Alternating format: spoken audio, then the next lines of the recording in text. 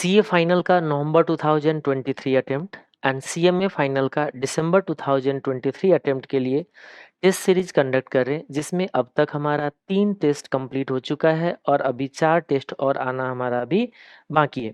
जिसमें से ये 4 टेस्ट अभी बाकी है। कौन कौन सी चैप्टर है ऑलरेडी यहाँ डिटेल में आपको दिख रहा होगा। जिसमें से फर्स्ट टेस्ट का हमने सारा रिव्यूज एंड किस स्टूडेंट ने हाईएस्ट मार्क्स लाए सारा हमने ऑलरेडी अनाउंस कर दिया था। आज के इस वीडियो में 6 अगस्त को जो हमने mutual fund derivative and forex का जो टेस्ट लिया था उसमें रिव्यू देना मेरा बाकी था। उस पर कुछ अपना एनालिसिस करना और आप ली की जो सबसे हाईएस्ट मार्क्स किसने लेके आया ये सब बताना रह गया था, क्योंकि मैं आउट ऑफ इंडिया था कुछ दिनों से और जिसकी वजह से पॉसिबल नहीं हुआ था। अभी मैं वापस आ गया हूँ तो फटाफट इसको कर देते हैं। और थर्ड टेस्ट का भी आपको 2-3 दिन के अंदर उसका भी मैं आपको वीडियो लेके आ जाऊंगा।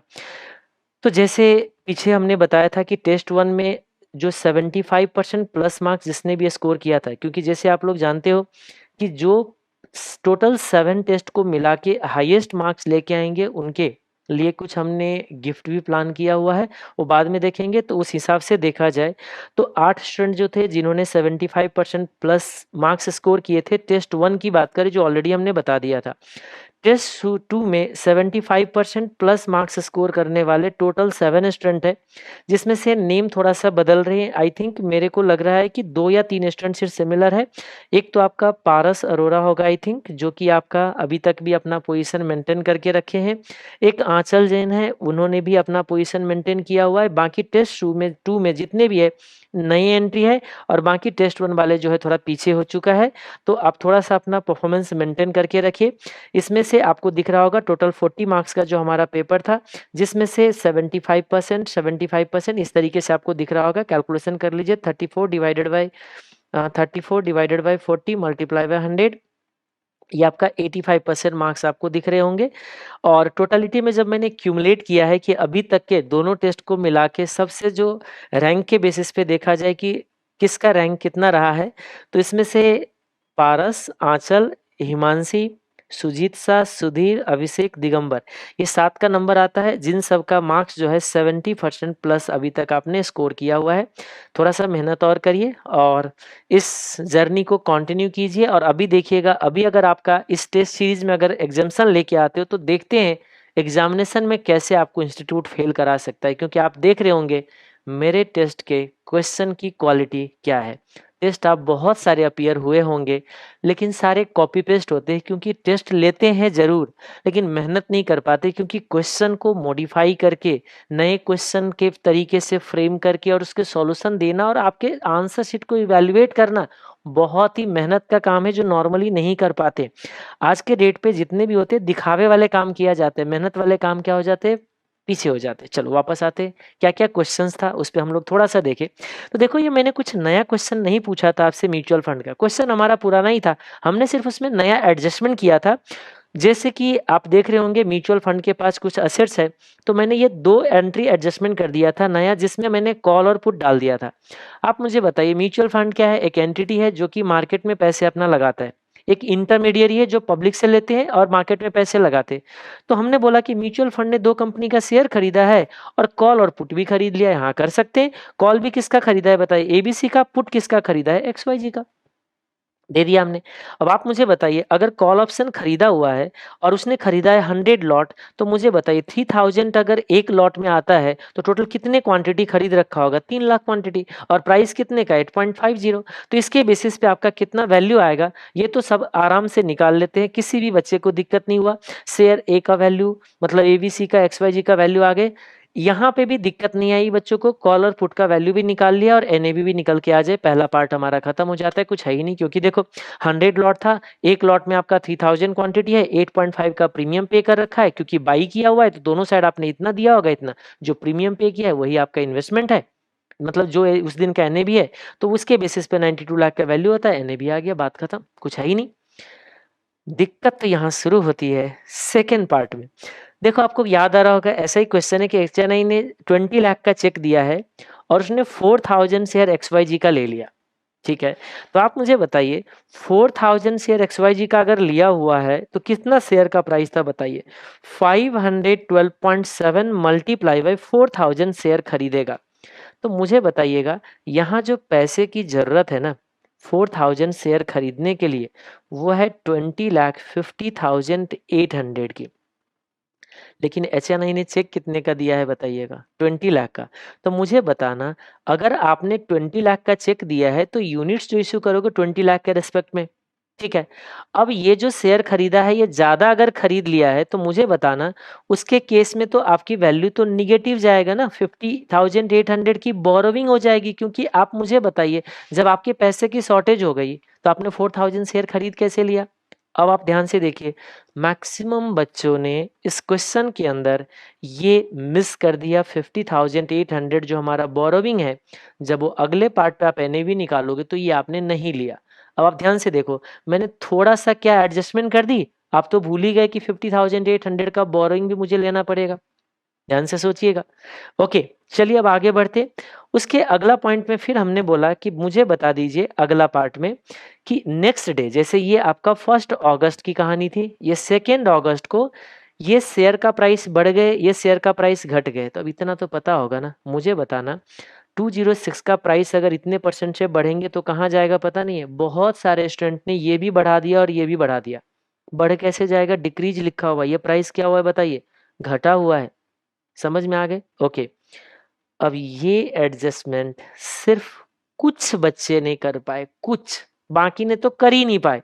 यानी कि ये पता ही नहीं चला कि मैंने बोला क्या। इसका मतलब ये हो गया कि कॉल पुट में आपको पकड़ नहीं है। ध्यान से रखिएगा, कॉल पुट की प्रीमियम कैसे आती है बताइए? कॉल और पुट की जो प्रीमियम होती है वो निकल के आता है intrinsic value plus time value. अब ये तो मत बोलना कि ये कॉन्सेप्ट नहीं, आप जाके ढूंढ लीजिए, स्टडी मैट में भी मिलेगी। तो intrinsic value plus time value, okay. और टाइम वैल्यू मैंने क्या बोला यहाँ देखिए, कि देखिए हमारे जो कॉल ऑप्शन की, क्योंकि नेक्स्ट डे प्रीमियम चेंज हुआ होगा। हमारा प्रीमियम जो 8.5 था और ये 10.8 जो पुट का प्रीमियम था, अगले दिन प्रीमियम चेंज हुआ होगा क्योंकि प्राइस बढ़ी है। ध्यान से देखिए, एबीसी की शेयर प्राइस अगर बढ़ा है तो कॉल ऑप्शन का भी प्रीमियम बढ़ा होगा, याद रखना। तो इसका प्राइस बढ़ा, कितने से बढ़ा? तो हमने बोला है कि देखो, चेंज हुआ है according to intrinsic value as time value is same. क्योंकि आपको वैसे भी पता है, टाइम जब ज्यादा बीतता है तो टाइम वैल्यू डिके होता है ऑप्शन के अंदर। एक दिन में टाइम वैल्यू में बहुत ज्यादा का चेंज नहीं आता है। क्योंकि ये था 1 अगस्त, मैंने ये 2 अगस्त को डिटेल दिया है, तो मैंने बोल दिया कि ठीक है टाइम वैल्यू में चेंज नहीं हुआ। तो एक काम करो, ये जो प्रीमियम था, इस प्रीमियम में आप इंट्रिंसिक वैल्यू निकाल लो।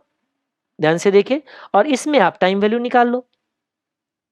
जो इंट्रिंसिक वैल्यू होगा वो तो डेली बदलते रहते हैं मार्केट प्राइस के बेसिस पे, टाइम वैल्यू टाइम के हिसाब से बदलते। मैंने बोला एक दिन बीता है, टाइम वैल्यू में कोई चेंज नहीं आया, इसका मतलब जो चेंजेस है सारे इंट्रिंसिक वैल्यू में चेंज है। अब इंट्रिंसिक वैल्यू तो पता होगा, कॉल का इंट्रिंसिक वैल्यू अपसाइड डिफरेंस होते, पुट का intrinsic value down side difference होते। अपसाइड डिफरेंस क्या? Market price minus strike price. आप मुझे बताइए यहाँ पे प्राइस आपका कितने पे पहुंचा हुआ है? ये देखो 206.17 प्लस 1.8676%, ये आपका जो प्राइस है, जस्ट अ मिनट, 206.15 प्लस 1.8676%। तो ये देखा जाए तो आपकी प्राइस आ जाएगी 210 रुपीज का। तो मुझे बताइए इंट्रिंसिक वैल्यू कितना है यहाँ की? अगर आपको प्रीमियम निकालना है तो इंट्रिंसिक वैल्यू निकालने पड़ेंगे। इंट्रिंसिक वैल्यू पे आते हैं market price minus strike price.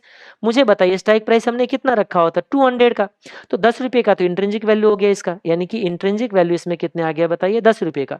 अब टाइम वैल्यू कितना होगा? वही जो आपका पहले था। तो टाइम वैल्यू कितना होगा मुझे बताओ? तो इसके लिए तो पहले इंट्रिंसिक वैल्यू निकालना होगा, क्योंकि जो प्रीमियम होते हैं उसमें दो चीज है, intrinsic value and time value. तो आप मुझे बताओ इंट्रिंसिक वैल्यू निकाल लो डिफरेंस में। कैसे? ये 200 के स्ट्राइक प्राइस का मार्केट में प्राइस है 206.15, मतलब इंट्रिंसिक वैल्यू है 6 रुपीज 15 पैसे का। तो टाइम वैल्यू कितना हो? जो बैलेंस फिगर है, तो बैलेंस फिगर कितना? 8 रुपीज 50 पैसे में आपका इंट्रिंसिक वैल्यू था -6.15, तो ये आ गया 2 रुपीज 35 पैसे का। तो 2 रुपीज 35 पैसे का जो टाइम वैल्यू था ना, वो टाइम वैल्यू अगले दिन भी कंटिन्यू हुआ होगा, 2.35। तो मुझे बताइए 10 प्लस 2.35, ये आपका आ गया 12.35 का प्रीमियम आ गए। तो यही हमने कैलकुलेशन कर दिया कि नेक्स्ट डे 12 रुपीज देखो 35 पैसे का आपका प्रीमियम आ गया। एग्जैक्टली यही कॉन्सेप्ट आपको अप्लाई करना है पुट ऑप्शन में। पुट ऑप्शन का इंट्रिंसिक वैल्यू होता है strike price minus market price की। मार्केट जितना नीचे होता है वो आपका इंट्रिंसिक वैल्यू होता है। इस तरीके से इसका प्रीमियम निकालो। और बोरोविंग भी लेना पड़ेगा, ये भी बहुत सारे, यानी कि आपके मैक्सिमम स्टूडेंट ने इन दोनों की एडजस्टमेंट नहीं कर पाए। क्यों नहीं कर पाए पता है? क्योंकि आज तक ये एडजस्टमेंट इंस्टीट्यूट ने पूछा ही नहीं है। तो आप बोलोगे कि सर नहीं पूछा तो नहीं आएगा ना। देखो आएगा नहीं आएगा उस हिसाब से आपको प्रिपेयर नहीं करना है। आपका माइंड इस तरीके से डेवलप होना चाहिए कि कोई नए चीजों को हम फेस कर पाए। वहां पे अगर कोई अप डाउन एडजस्टमेंट आ जाए तो क्या आपकी दिमाग चल पाती है कि नहीं चल पाती है, वो तो कॉन्सेप्ट से ही लिंक होगा। यही था कॉन्सेप्ट क्वेश्चन नंबर 1 का ए। अब इसमें कोई ज्यादा कुछ परेशानी था नहीं, तो ये 1 के ए पे तो हमने बता दिया कि क्या मैक्सिमम लोगों ने दिक्कत था, एक बोरोइंग का एडजस्टमेंट नहीं हुआ और ये तो कैलकुलेशन कर ही नहीं पाए। ठीक है, यानी कि इतना सा भी एडजस्टमेंट आप लोग नहीं कर पाए। चलो आगे बढ़ते अगले क्वेश्चन में। ये भी क्वेश्चन कुछ मैंने नया नहीं डाला था, जाके ढूंढोगे आपका ये पास्ट अटेम्प्ट की क्वेश्चन है। समझ में आ गए? इसमें मैंने कुछ ट्विस्ट किया था। एक ट्विस्ट किया था, ये जो था ना, ये क्लोजिंग डे ऑफ जून था, ध्यान से रखना। 3 मंथ का फ्यूचर था। मैं यहाँ पे लिखता हूं कुछ, ध्यान से सुनिए। सेल किए हो 3 मंथ का फ्यूचर ऑन 1 मई को, यानी कि ये है 1 मई 2023। और 3 मंथ का अगर फ्यूचर होगा तो मई में, अगर 1 मई को अगर आप बेचे हो तो मई हो गया 1 month, June and July, July and का फ्यूचर होगा। यानी कि ड्यू डेट जो होंगे ना आपका, जुलाई एंड होगा। आपकी जो क्वेश्चन पूछा गया है ना एग्जाम में, जो दे रखा है, एग्जाम की है या आरटीपी का, वो देखना पड़ेगा। कुछ लोग तो इस वर्ड को ही नहीं इंटरप्रेट कर पाए, कॉन्टेंगो एंड बैकवर्डेशन के। तो मुझे बताइए इसमें मेरी कोई गलती नहीं है, आप अपडेटेड नहीं हो। देखो मैं आपको बता दूं कब की ये क्वेश्चन है। ये देखो कॉन्टेंगो एंड बैकवर्डेशन आपका कभी पूछा गया, ये देखो, ये आरटीपी नवंबर 2020 में इंस्टीट्यूट ने डाला हुआ ये क्वेश्चन है। कॉन्टेंगो एंड बैकवर्डेशन, अगर ये वर्ड से आप परिचित नहीं हो इसका मतलब आप आउटडेटेड हो। इसीलिए बार बार मैं क्या कहता हूं, अगर पहले क्लास लिए हो या पहले तक के क्वेश्चन देख रहे हो तो एटलीस्ट रिसेंट पास्ट की आरटीपी, एमटीपी और सजेस्टेड, ये एटलीस्ट 3 चीज तो कवर कर लो। इससे आपको पता चल जाता। मैक्सिमम बच्चे को ये कॉन्टेंगो और बैकवर्डेशन नहीं पता चला, ऐसे कैसे हो गया जी। और दूसरा मिस्टेक क्या किया, देखो यहाँ पे हमने 1 फरवरी था, तो 1 फरवरी में अगर 4 मंथ का फ्यूचर था तो क्या होता है इस क्वेश्चन में पता है आपको? मैं थोड़ा सा लिंक कराता हूं मैंने कैसे मॉडिफिकेशन किया था, मैं बता दूं आपको क्योंकि ये भी जानना बहुत जरूरी है। 4 मंथ का फ्यूचर 1 फरवरी को, तो फरवरी, मार्च, अप्रैल, मई, ध्यान से देखो, मई एंड जो बनते हैं ना ये आपके एक्सपायरी बनते हैं। और क्वेश्चन के अंदर मई एंड का प्राइस दे रखा था, इस दिन का निफ्टी का प्राइस दे दिया, तो भाई सीधा सेटलमेंट हो जाएगी। मैंने क्या एडजस्टमेंट कर दिया आपके क्वेश्चन के अंदर, मैंने बोला कि देखो जी ये जो है ना, हमने जून एंड का प्राइस दे दिया। देखो लास्ट जून का, याद रखना, हमने जो आपका निफ्टी का प्राइस दिया है, निफ्टी फ्यूचर का, ये जो दिया है Nifty turn out to be 19,950 का, मैं आपको बता दूं, मैं जून एंड का प्राइस दे दिया था। किसका? निफ्टी का। देखो कैसे मॉडिफिकेशन किया, मैंने यहां का प्राइस दे दिया था, जबकि ओरिजिनल क्वेश्चन के अंदर यहाँ का प्राइस नहीं था, ड्यू डेट का प्राइस दे दिया था। तो इतना तो एडजस्टमेंट करने आना चाहिए ना। हाँ जी, ये देखो। तो अब मुझे बताइए आपने कितने में बेचा? 49,50,000 का। तो ठीक है, कितने लॉट बेचा था आपने? मंथ निफ्टी फ्यूचर फॉर इतना at the time of closing, इतना आउट ऑफ इतना, contract multiplier is 50, sold 5 3 month Nifty future, 5 3 month Nifty future, कुछ गलत तो नहीं पढ़ लिया था ना उधर जी, एक सेकंड के लिए। सोल्ड 5 4 मंथ फ्यूचर, ठीक है सही है, कोई बात नहीं, आइए वापस। यानी कि 5 लॉट आपने बेचा था 3 महीने वाले फ्यूचर। तो 5 लॉट था तो एक लॉट का वैल्यू कितना हुआ? देखो फ्यूचर कॉन्ट्रैक्ट बोल रहा हूं तो एक लॉट का कितना वैल्यू हो जाएगा? 49,50,000 डिवाइडेड बाई 5 लॉट। तो देखो एक लॉट आपका 9,90,000 का आ गया। कोई दिक्कत नहीं है, ये तो सब बच्चे ने सही किया, आप लोगों ने दिक्कत कहाँ किया आप लोगों ने। अप्रोक्सीमेट निफ्टी ऑन 1 मई, मैंने आपसे पूछा कि बताओ निफ्टी यहाँ कितने का होगा। तो मुझे बताइए इस डेट पे आपके पास निफ्टी फ्यूचर का प्राइस तो है, बोलोगे कैसे? एक लॉट का 990 है, डिवाइडेड बाय 50 का मल्टीप्लायर है, यानी कि लॉट साइज डिवाइडेड बाय 50। आपकी इन्फॉर्मेशन के लिए यहाँ पे जो फ्यूचर का प्राइस चल रहा था 19,800 का, मतलब इस डेट के लिए आज आपका शर्त चल रहा था, ये फ्यूचर प्राइस है, याद रखना, ये है फ्यूचर प्राइस। मैंने पूछा कि बता दीजिए if the price of future contract on same date was theoretically correct, on the same day risk free rate of interest and dividend yield on the index was 7% and 3%। मतलब, और नीचे मैंने दे दिया कॉन्टिन्यूअस कंपाउंडिंग लिख के दे दिया। मतलब क्या हुआ, देखो आज की जो स्पॉट प्राइस है इसमें हमने 3 मंथ का टाइम वैल्यू एडजस्ट करके 19,800 पे पहुंचा है, तो क्या स्पॉट प्राइस नहीं निकाल सके, आ जाएगा। और स्पॉट प्राइस निकालने के लिए इसको प्रेजेंट में लाना है, और प्रेजेंट में निकालने के लिए ई की पावर आरटी से डिवाइड करना होता है। बहुत सारे स्टूडेंट में आप में से मल्टीप्लाई किया था, इसको मल्टीप्लाई करोगे तो और आगे बढ़ोगे। इसका मतलब दिक्कत क्या हुई पता है, आप लोगों ने टाइमलाइन नहीं बनाया। टाइमलाइन जरूर बनाया करो, जब भी इस तरीके का टाइम आता है ना, टाइमलाइन बनाओगे तो एटलीस्ट टाइम वैल्यू का एडजस्टमेंट में मिस्टेक नहीं करोगे आप लोग, ये चीज ध्यान रखिएगा आप लोग। ओके, तो एक तो ये हो गया कि इसको आपको प्रेजेंट में लाना है। प्रेजेंट में लाने के लिए इंडेक्स है, तो याद रखना हम लोग 7% और 3% को नेट करके 4% से हम लोगों को डिस्काउंट करना है। तो इसको आपको डिस्काउंट करना है 3 मंथ्स के लिए 4% के रेट पे। तो जो भी आएगा इसमें से वैल्यू देख लेना कौन सी वैल्यू आता है। कॉन्टेंगो और बैकवर्डेशन में क्या होता है, अगर फ्यूचर और स्पॉट की डिफरेंस होती है, चाहे कॉन्टेंगो हो चाहे बैकवर्डेशन हो, फ्यूचर में प्राइस में और जो आपका स्पॉट प्राइस है इन दोनों के बीच के जो डिफरेंस होता है वही आता है। अगर ये डिफरेंस पॉजिटिव है, इसका मतलब फ्यूचर आपका प्रीमियम पे हो तो कॉन्टेंगो वैल्यू होता है, अगर डिस्काउंट पे हो तो बैकवर्डेशन वैल्यू होता है।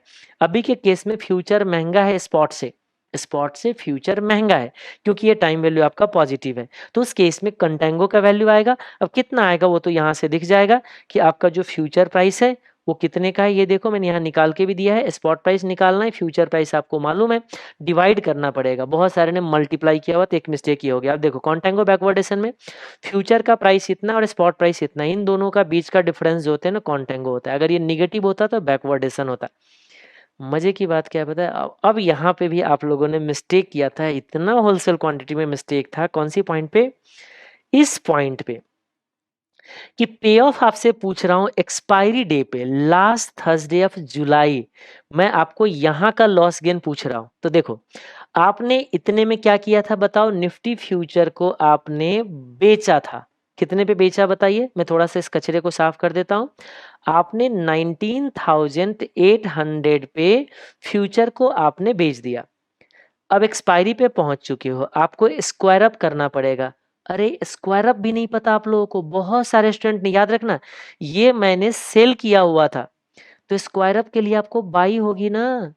बोलोगे सर स्क्वायर अप क्या और एक्सपायर हो रही है, अरे तब भी तो नोशनल बाई होगी, हाँ या ना, पोजीशन तो अपोजिट ही होते हैं। और बाई होगी किस रेट पे, उस दिन के फ्यूचर प्राइस पे। अब उस दिन का फ्यूचर प्राइस कहाँ दिया है क्वेश्चन में, बताना आप मुझे, नहीं दिया हूं, लेकिन मैं यहाँ का आपको निफ्टी दे दिया था। कितने पे निफ्टी था बताइए, 19,950 का। तो मुझे बताइए यहाँ का आपको निफ्टी चाहिए तभी लॉस गेन निकाल सकते हो, नहीं दे रखा आप निकाल नहीं सकते हो टाइम वैल्यू ऐड करके। 1 मंथ का टाइम वैल्यू ऐड करना है। सर इतना कैसे ध्यान रखेंगे, नहीं ध्यान रखोगे इसका मतलब आप कॉमन सेंस नहीं लगा रहे हो, आपकी दिमाग नहीं चल रहा है क्वेश्चन सॉल्व करते टाइम। मतलब पुराने क्वेश्चन रिपीट कर दो तो आराम से बन जाएगी, थोड़ा सा अप डाउन कर दो नहीं बनेगी, तो कैसे होगा बताइए। ओके चलिए, तो ये रहा आपका कहानी, 4th नंबर हो गया खत्म, इस क्वेश्चन में कुछ नहीं था। ये देखो मैंने 4th नंबर में ऐसे करके दिया है कि मेरे पास ये अवेलेबल है, तो ये आपका फ्यूचर प्राइस निकालना है, आपको 1 मंथ का टाइम वैल्यू ऐड करना है। देखो जून से जुलाई जाना है, 1 मंथ का टाइम वैल्यू ऐड करना है, तो ये आपका फ्यूचर का प्राइस आ गया। तो इतने में बाई होगी तो डिफरेंस आपका लॉस गेन आ गया। कितने लॉट है, 5 लॉट है और 50 की क्वांटिटी है, यही आपका लॉस आ जाएगा। कितने आसान थी बताइए, बहुत आसान था। चलो एक क्वेश्चन हमने दिया था, अगला क्वेश्चन था क्वेश्चन नंबर 2 का ए। आप हैरान हो जाओगे, मैंने ये क्वेश्चन नॉस्ट्रो वॉस्ट्रो से पुराना एग्जाम का ही उठाया हुआ है, स्टडी मैट का ही क्वेश्चन। मैंने बस 2 एडजस्टमेंट किया है इसमें, पता है क्या, मैंने एक ये वैल्यू नया डाल दिया स्पॉट वाले, और एक मैंने ड्राफ्ट कैंसिल भी पहले था, बिल डिसऑनर मैंने एक नया डाल दिया, ये आज तक नहीं था कभी, ठीक है। और इस क्वेश्चन में मैंने ये नया डाल दिया, ठीक है।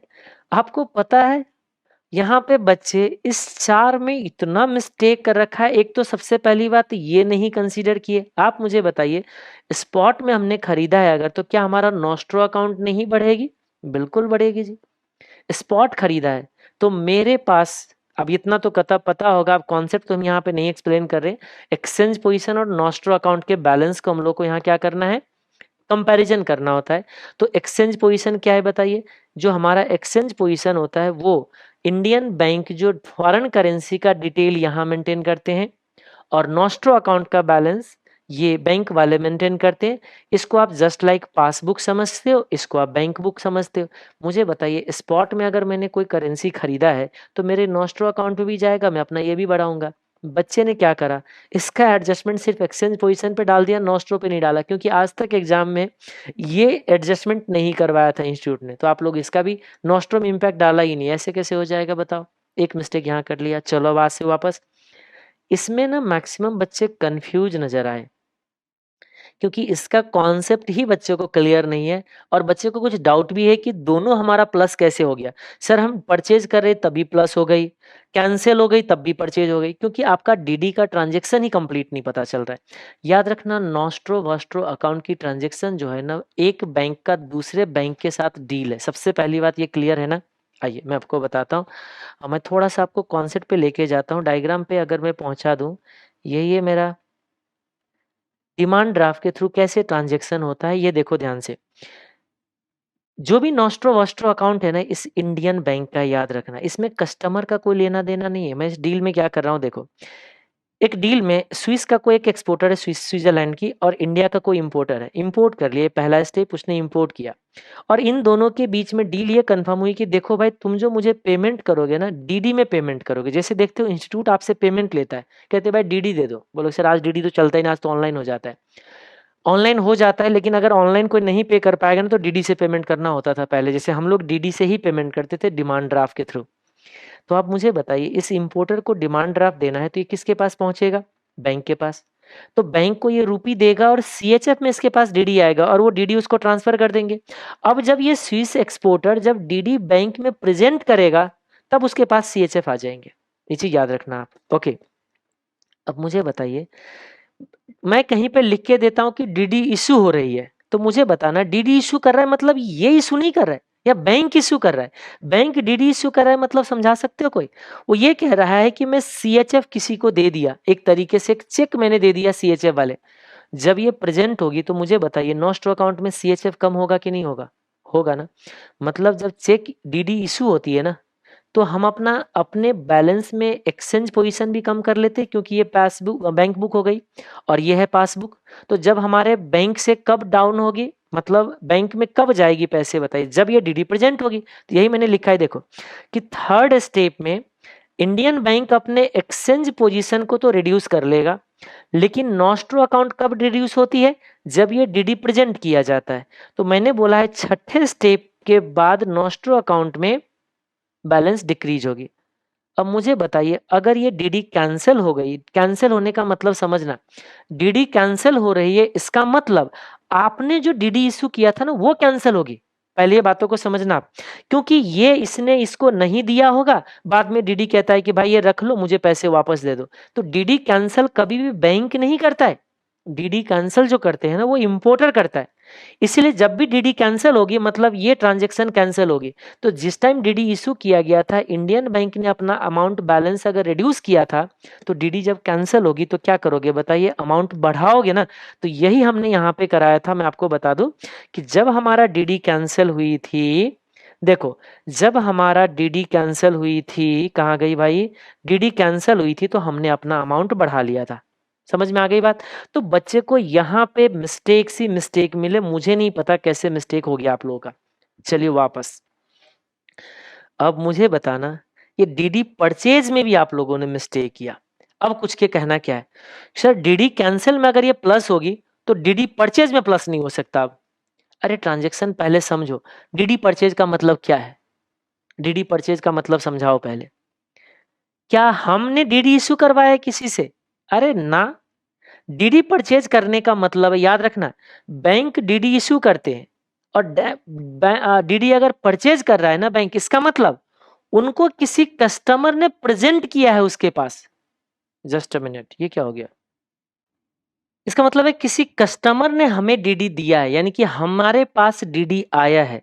तो जब हमारे पास डीडी अगर आया है तो मुझे बताइए, एक तरीके से हमने डीडी परचेज किया है, तो डीडी अगर आपने परचेज किया है तो आपके पास फॉरेन करेंसी अमाउंट आए हैं। ये दूसरी बात है कि आपके पास अभी नॉस्ट्रो में नहीं गया है, याद रखना। नॉस्ट्रो में तो डीडी की जब प्रेजेंट किए जाएंगे, जब वो आएंगे तब नॉस्ट्रो में जाएगा, तो हम क्या अपना बैलेंस ना बढ़ाए? हाँ, तो डीडी परचेज करने का मतलब वो होता है कि कस्टमर ने मेरे पास डीडी लेके आया है फॉरेन करेंसी का, ये कंफर्म करता है कि मेरे पास सीएचएफ आएगा, ये याद रखना। तो उस पॉइंट ऑफ व्यू से ये भी आपका परचेज बनेगा, इससे भी आपका फॉरेन करेंसी क्या होगा, ऐड होगा। बाकी सब कुछ सीख था, कुछ लोगों ने तो एडजस्टमेंट भी यहाँ मिस्टेक किया था, तो एडजस्टमेंट ऐसा मिस्टेक नहीं होना चाहिए, वो सब चीज़ ध्यान रखना आप लोग। तो बाकी इस क्वेश्चन में कुछ और कॉम्प्लिकेशन नहीं था, तो ये भी क्वेश्चन हमारा कंप्लीट हो जाता है। अब उसके बाद आता है ये क्वेश्चन, इसमें मैंने मॉडिफिकेशन, ये भी याद रखना, ये मेरा कुछ नया क्वेश्चन नहीं था, ये आपके स्टडी मैट, ये क्वेश्चन पहले का ही है। मैं आपको बता दूं कौन सी क्वेश्चन है, कुछ लोगों को लग रहा था कि नया क्वेश्चन है, मैं आपको बता दूं ऐसा कुछ नहीं था। इस क्वेश्चन के अंदर कुछ एक मैं ले लूं, क्रॉस करेंसी। कुछ लोगों को तो क्रॉस करेंसी डील ही नहीं पता था, मैं आपको बताता हूँ क्या दिक्कत है इसमें। ये देखो इसमें आ जाएगा, ये होना चाहिए शायद, हाँ जी। ये देखो ये कोई नया क्वेश्चन नहीं है, जून 2009 में पूछा हुआ क्वेश्चन है, और देखोगे तो नवंबर 2019 में भी मॉक टेस्ट पेपर में डाला हुआ क्वेश्चन है। मैंने सिंपली क्या किया था, कुछ इसमें अप डाउन कर दिया था, उसके बावजूद भी स्टूडेंट जो है खूब मिस्टेक कर रहे हैं। हाँ, ये दूसरी बात है कि क्वेश्चन फ्रेमिंग के टाइम पे मेरे से कुछ टेक्निकल मिस्टेक आ गई। टेक्निकल मिस्टेक ये आ गई कि याद रखना, फॉरवर्ड रेट की स्प्रेड जो होती है ना, हमेशा स्पॉट रेट के स्प्रेड से ज़्यादा होती है। तो यहाँ थोड़ा सा उस स्प्रेड के टेक्निकल मिस्टेक्स की वजह से कुछ दिक्कतें हो गई मेरे क्वेश्चन के अंदर, और मेरा फॉल्ट था, याद रखना, क्योंकि मैं उतना ध्यान नहीं दिया। यहाँ पे स्प्रेड रख दिया 30 पिप की, और यहाँ पे स्प्रेड मैंने जो रख दिया ना, वो सिर्फ क्या कहते हैं 91.9180 -0.92, यानी कि यहाँ पे सिर्फ 20 पिप की स्प्रेड आ गई, और यहाँ पे 30, इसकी वजह से थोड़ा सा क्या आ गई, दिक्कत आ गई। अदरवाइज याद रखना, ये मैंने फॉरवर्ड रेट दिया था, याद रखना। फॉरवर्ड रेट जो आते हैं ना, वो स्पॉट रेट में जब आप स्वैप पॉइंट ऐड करते हो तब जाके फॉरवर्ड रेट बनता है। जब मैंने आपको फॉरवर्ड रेट दे दिया और ये प्रीमियम था, मतलब ये 20 पिप का ऐड होने के बाद आया था, तो मुझे बताना स्पॉट रेट निकालने के लिए आप ये ऐड होके आया हुआ अमाउंट है, तो इस अमाउंट में से ये माइनस करोगे तब स्पॉट में पहुंचोगे ना। तो यहाँ पे बहुत सारे स्टूडेंट ने मिस्टेक किया था, माइनस ना करके प्लस कर रखा था प्रीमियम देख के। अरे भाई ये फॉरवर्ड रेट है, एक तो मिस्टेक ये था आप लोगों ने किया था। दूसरा, आपने अगर क्रॉस करेंसी डील का मतलब ही कुछ लोगों ने नहीं समझा। क्रॉस करेंसी डील का मतलब होता है दोनों करेंसी फॉरेन करेंसी है, मतलब आपने जो डॉलर में डील किया था यूरो के रिस्पेक्ट में, मतलब डॉलर आपने बेचा था यूरो के रिस्पेक्ट में, तो जब आप स्क्वायर अप करोगे ना, तो डॉलर आपको बाई करना पड़ेगा। यहाँ भी मिस्टेक था आप लोगों का। और डॉलर जब बाई करोगे तो वो भी देखो, ये था आपका at the rate of something euro पे था, तो ये भी जब बाई करोगे ना, तो ये भी आपका at the rate of euro जाएगा। तो आपको पता है आपकी जो लॉस या गेन जो आएगी ना, वो आएगी यूरो में। तो ध्यान से सुनिएगा, यूरो भी आपके, क्योंकि क्रॉस करेंसी डील में दोनों फॉरेन करेंसी है, डॉलर भी हमारे लिए फॉरेन करेंसी है और यूरो भी फॉरेन करेंसी है। तो मुझे बताना फॉरेन करेंसी की सेटलमेंट कैसे करोगे, क्योंकि हमेशा लॉस गेन आपका होम करेंसी में आता है। आप में से बहुत सारे स्टूडेंट ने मिस्टेक क्या किया कि ये जो यूरो का लॉस गेन आया था ना, उसको आपने कन्वर्ट ही नहीं किया, किस में, रूपी करेंसी में, वो कन्वर्ट करना था। यहाँ पे आप लोगों ने मिस्टेक किया था। बाकी सॉल्यूशन आपके सामने यहाँ अवेलेबल है। हाँ, मेरे से जो टेक्निकल मिस्टेक हुआ था मैंने एडमिट किया है यहाँ पे, कि देखो मेरे से क्या टेक्निकल मिस्टेक हुई थी। मैं बता दूं आपको कि ये जो हमारा रेट आ रही थी ना, वो माइनस करने के बाद वो टेक्निकल मिस्टेक ये हो गया था कि ये आपका बिड रेट हमारा हो गया बड़ा और आस्क रेट हो गया छोटा। तो मैंने ये लिख के भी दिया है कि देखो मेरे से मिस्टेक हुई थी, मैं ये एडमिट करता हूँ कि मेरे को ध्यान रखना चाहिए था स्प्रेड का, क्योंकि ये लॉजिक क्या होता है, ये लॉजिक मैंने ऑलरेडी आपको पढ़ा रखा है।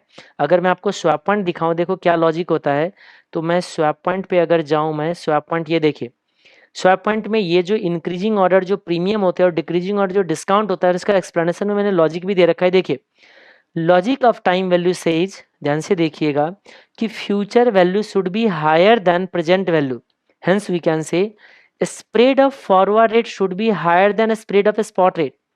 ये इसका लॉजिक है, हमेशा स्पॉट रेट का स्प्रेड आपको छोटा रखना होता है और फॉरवर्ड रेट का स्प्रेड बड़ा रखना होता है। ध्यान से देखिएगा, हर जगह मैंने करके दिया होगा, देखो स्पॉट रेट में मेरा 20 पिप का अगर स्प्रेड है ना, तो मैंने फॉरवर्ड रेट में 30 पिप का स्प्रेड दे रखा है, तब जाके वो ये इंक्रीजिंग ऑर्डर और डिक्रीजिंग ऑर्डर जो होते हैं ना मैच करती है। मेरे साथ क्या हो गया, क्वेश्चन फ्रेमिंग करते टाइम गलती से मैंने फॉरवर्ड रेट का स्प्रेड कम कर दिया, जिसकी वजह से टेक्निकल मिस्टेक्स आ गई। बात समझ में आ गई? तो ये मुझे ध्यान रखना चाहिए था, लेकिन कोई बात नहीं। मैंने ये भी बताया था कि देखो, अगर ऐसा सिचुएशन कभी पैदा हो जाए तो आप इसको मानना आस्क रेट और इसको मानना बिड रेट। बोलोगे सर ये तो जबरदस्ती वाली बात हो गई। बिल्कुल कोई जबरदस्ती वाली बात नहीं है, मैं आपको दिखा देता हूं। क्योंकि ये चीज तो इंस्टीट्यूट ने भी कुछ मिस्टेक कर रखा है, आपको ऐसा क्यों नहीं पता है? ये देखो, ये मेरा क्वेश्चन नहीं है, याद रखना। ये देखो, ये तो स्टडी मैट की, इवन स्टडी मैट नए स्टडी मैट में भी डाला है, सप्लीमेंट्री स्टडी मैट में इंस्टीट्यूट की क्वेश्चन है। ये देखो, स्पॉट रेट लिख के दिया है। अरे मेरे से टेक्निकल मिस्टेक हो गया, इंस्टीट्यूट से भी बहुत बार हो रखा है। ये देखो, बिड रेट क्या है यहाँ पे, सॉरी आस्क, ये आस्क रेट है, क्योंकि बड़ा है ये छोटा है, तो इसको हमने बोल रखा है देखो कि फर्स्ट रेट को आपको आस्क रेट लेना है। तो चलता है, ये चलता है, दिमाग मत लगाओ ज्यादा, आपको अप्रोप्रिएट सॉल्यूशन देना है। मैंने बोला इस रेट को क्या करो, इस तरीके से बदल के और आंसर दो। मैं आपको बता दूं, आप में से कुछ स्टूडेंट ने ऐसे ही सीधा सॉल्व करके दे दिए, इसी को बिड रेट मान लिए, ध्यान नहीं दिए। मैंने उनको भी मार्क्स दिया है, क्योंकि मेरा मिस्टेक था तो मैं आपको मार्क्स कैसे नहीं दूंगा। बाकी सब कुछ सही था। याद रखना, आपकी जो यूरो में लॉस गेन आएगी ना, बाद में उसको रुपये में कन्वर्ट करना पड़ेगा, क्योंकि वो यूरो आपके लिए क्या है बताइए, फॉरेन करेंसी है। यूरो आपके लिए फॉरेन करेंसी है, तो ये करना पड़ेगा। ठीक है, अगला क्वेश्चन क्या था, फटाफट आ जाऊं मैं अगले क्वेश्चन पे। अगर तो ये क्वेश्चन भी हमारा हो जाता है। और ये क्वेश्चन तो क्या कहते हैं, म्यूचुअल फंड का इंडिफरेंस पॉइंट पे था। इसमें जिन्होंने भी सॉल्व किया है सही सॉल्व किया है, थोड़ा सा लोड एडजस्टमेंट में कुछ दिक्कत है तो इंस्टीट्यूट का ही दिक्कत है। क्योंकि हम मान लीजिए बैंक में डिपॉजिट करते हैं अगर 100, तो कुछ लोग का मानना है कि सर हम म्यूचुअल फंड में 2% लोड हटाएंगे तो सीधा ऐसे हटा के 98 होना चाहिए। 98 भी सही है, मैं उनको भी मार्क्स दे रखा हूँ। लेकिन सही ट्रीटमेंट जो होता है इसका 90 100 जो होते हैं ना 1 पॉइंट, ये जो हमारा होता है 100% वैल्यू है, तो 98% 1.102%, यानी कि 100 डिवाइडेड बाय 102%, ये आपका 98.04 बनता है। तो 98.04 लो या बोलो मैंने दोनों को मार्क्स दिया, दोनों सही है। इंस्टीट्यूट कभी ये कर लेता है कभी वो कर लेता है। ये देखो, ये मेरे हिसाब से ये एक्यूरेट है। किसी ने अगर 98 भी लिया था आप में से, मैंने उनको भी मार्क्स दे रखा था। ठीक है, तो यही हमारा रिव्यू था।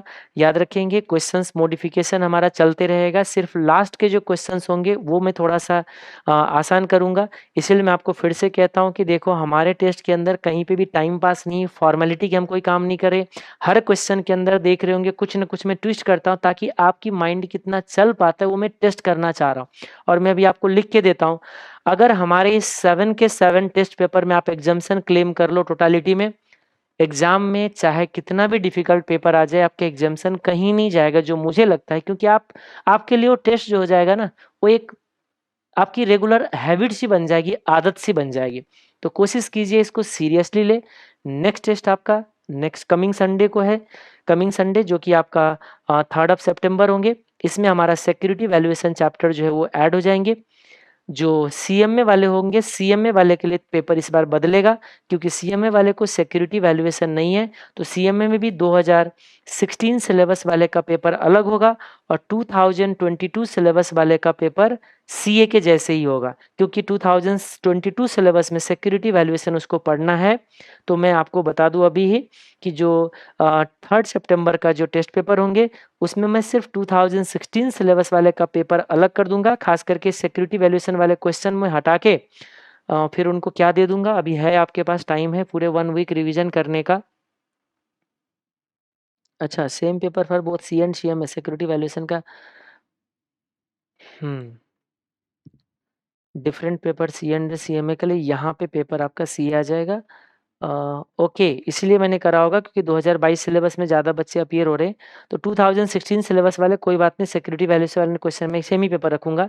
क्योंकि 2022 का तो ये पढ़ना है ना, इसीलिए 2016 वाले को नहीं पढ़ना है।